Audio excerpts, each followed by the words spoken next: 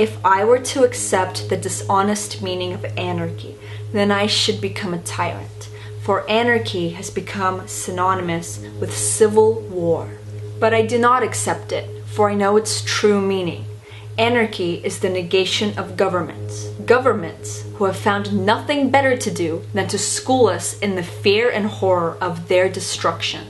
But since governments are the negation of the individual, it is reasonable that upon waking up to essential truths, that we should feel a greater horror at our own annihilation than that of our masters. Because civil war is not a product of the absence of the state, rather it is a product of the multiplicity of states.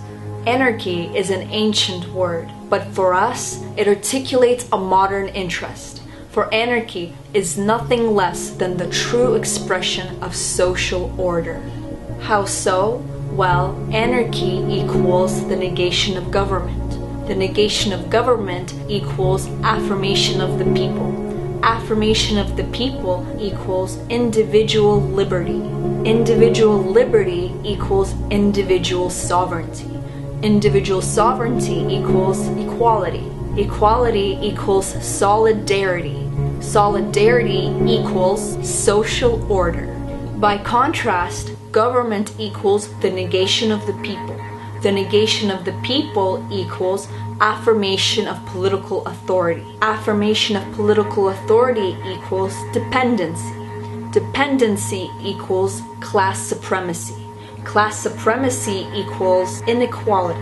Inequality equals antagonism. Antagonism equals civil war, from which it follows government equals civil war.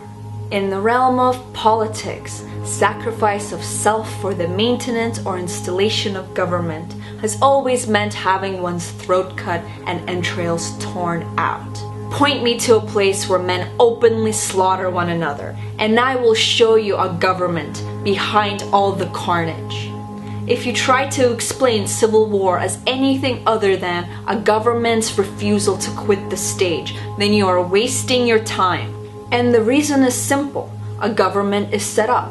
In the very instant of its creation, it has supporters. And in the very instant that it has supporters, it has adversaries. This fact alone quickens the seed of civil war, because a government cannot possibly act towards its adversaries the same way it acts towards its supporters.